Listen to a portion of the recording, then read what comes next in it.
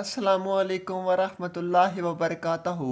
بسم اللہ الرحمن الرحیم۔ اگر یہ بچہ غیر مسلم ہوتا تو آج یہ ہیرو بن چکا ہوتا۔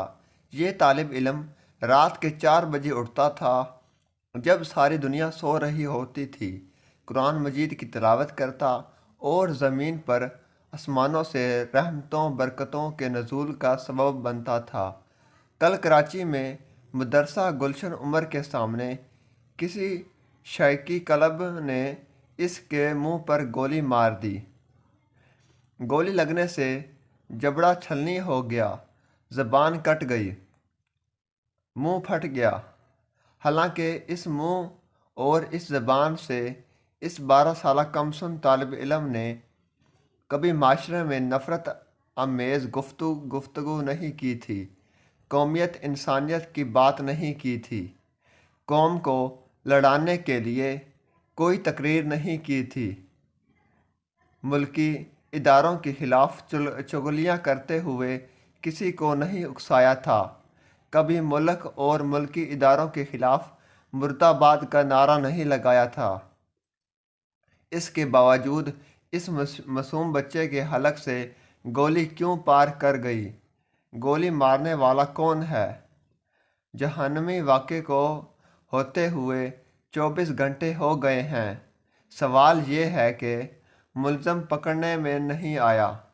اگر کسی سکول کا طالب علم ہوتا تو میڈیا اور اخباروں نے آسمان سر پر اٹھا لینا تھا۔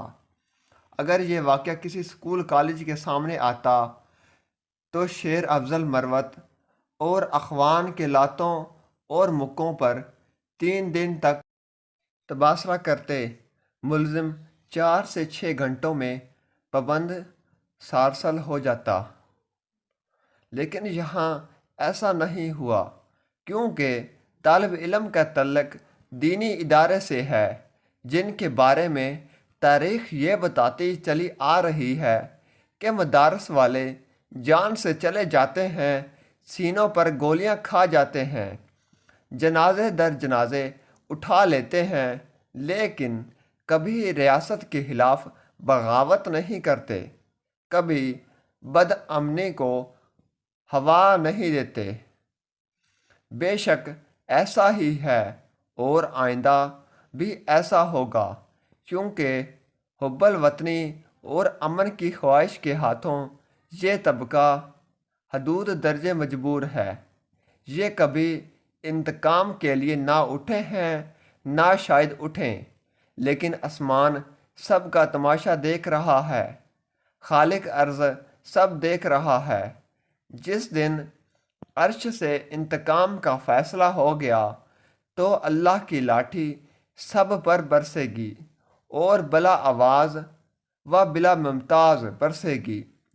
ضرورت اس بات کی ہے کہ پوری قوم خون مسلم کے خلاف یک زبان و یک آواز ہو کر ایسے واقعات کی روک تھام کے لیے آواز اٹھائیں، شرپسند عناصر کی حوصلہ شکنی کریں اور ریاستی اداروں کو باور کروایا جائے کہ بھوک، افلاس، غربت، بے روزگاری، مہنگائی، کساد بازی یہ سب قابل برداشت ہیں، لیکن معصوم خون بہانا ناقابل برداشت بھی ہے اور ناقابل قبول بھی ہے۔